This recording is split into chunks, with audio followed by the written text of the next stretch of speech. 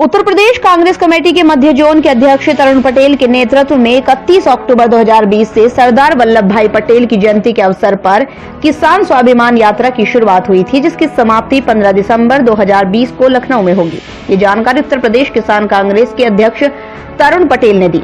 रायबरेली जनपद में एक प्रेस वार्ता को संबोधित करते हुए उन्होंने कहा, प्रदेश की भाजपा सरकार द्वारा कांग्रेस की किसान स्वाभिमान यात्रा में जगह जगह अवरोध उत्पन्न किए जा रहे हैं। रायबरेली प्रशासन ने कल जनपद में किसान स्वाभिमान यात्रा को रोक दिया था। सरदार वल्लभ भाई पटेल द्वारा अंग्रेजी हुकूमत के दौरान भी किसानों की समस्याओं को मजबूती से उठाया गया था, जिसमें अंग्रेज भी झुक गए थे। अंग्रेजों को अपने कदम पीछे करने पड़े थे, परंतु आज भाजपा सरकार की हुकूमत अंग्रेजों के शासन से भी बदतर हो गई है।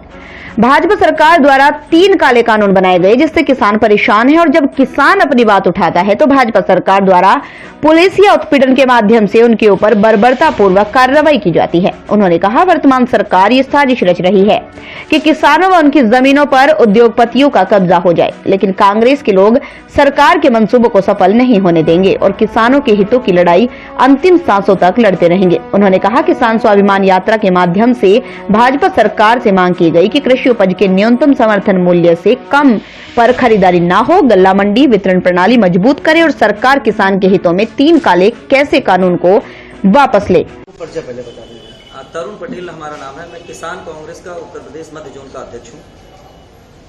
क्या है, किस लिए प्रेस कॉन्फ्रेंस की गई है? प्रेस वार्ता रोज का हम लोगों का क्रम है। किसान स्वाभिमान यात्रा पर हम लोग हैं। सरदार वल्लभ भाई पटेल के 145वें जन्मवर्ष पे निकाली गई यात्रा है 31 अक्टूबर से, और इस यात्रा को 15 दिसंबर तक चलना है। जैसा कि आप वर्तमान में देख रहे हैं, तो 3 काले कानूनों का पूरे देश का किसान और पूरे देश के किसानों को लीड कर रहा है पंजाब, हरियाणा और पश्चिमी उत्तर प्रदेश का किसान।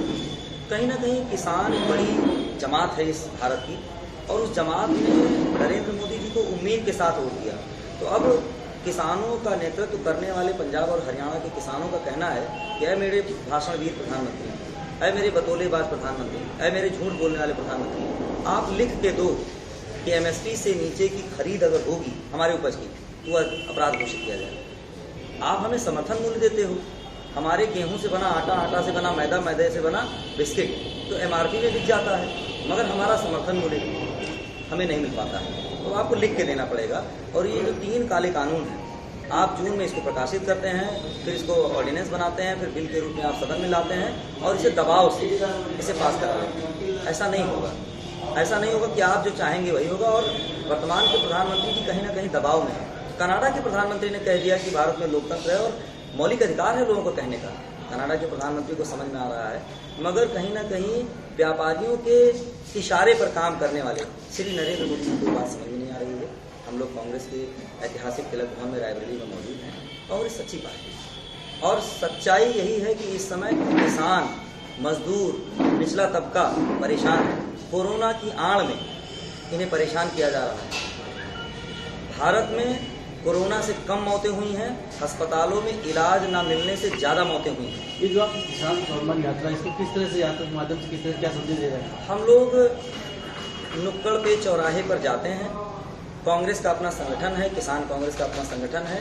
वहाँ पर हमारे मेन बॉडी के भी और किसान कांग्रेस के पदाधिकारी 2, 4, 10, 20, 25 संख्या में होते हैं और हम लोग खुला संवाद करते हैं। किसानों से भी कहते हैं कि आपके मन में भी कोई भावना है, आप मंच पे आकर के बोलिए। कल यही कारण है कि एसडीएम महोदय से हमें बड़ी तीखी बात करनी पड़ी। वो नीचे से हमें बुला रहे थे। हमने कहा आप ऊपर आके कहिए ना कि धारा 144 लागू। हमने उनसे कहा कि अगर धारा 144 लागू है तो शादी ब्याह कैंसिल कराइए, सब ये नहीं चलेगा। किसान जो संगठन है वो आरोप लगा रहे हैं कि जो राजनीतिक पार्टियां हैं, बच्ची राजनीतिक पार्टी, वो अभी राजनीति की रोटी सेक नहीं है। देखिए, इसमें जो संगठन है कहीं ना कहीं उनकी भी कुछ ना कुछ अपनी भावनाएं होती हैं, अपने हित होते हैं। किसी के भी हित की बात करना में किसी की रोटी नहीं सिकती।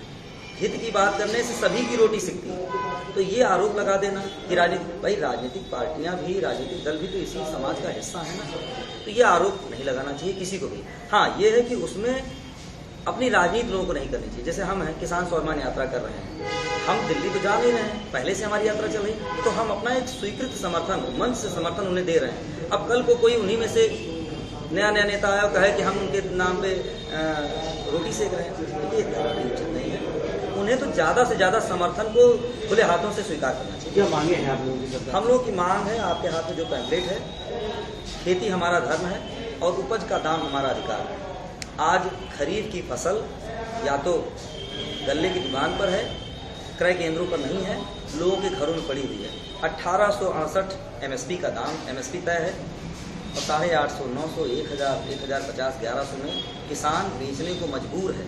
हम लोग यही किसान से कह रहे हैं कि ये जो वर्तमान की भाजपा शासित सरकार है, इसकी नियत है कि किसान को धीरे धीरे उसके खेत में मजबूर बना दो, कॉरपोरेट के हाथों उसको बेच दो और उस मालिक को जो समझता है कि हमारा लड़का आने वाले समय पे खेत का मालिक होगा, वो धीरे धीरे अपने ही खेत में मजदूर बन जाएगा। ये उनकी सोच है। नरेंद्र मोदी जी किसान को उनकी फसल की कीमत नहीं देंगे और उनके चेले उत्तर प्रदेश के मुख्यमंत्री जी कोरोना के टाइम पे सबसे पहले किस चीज़ की दुकान खोलेंगे सबको पता है।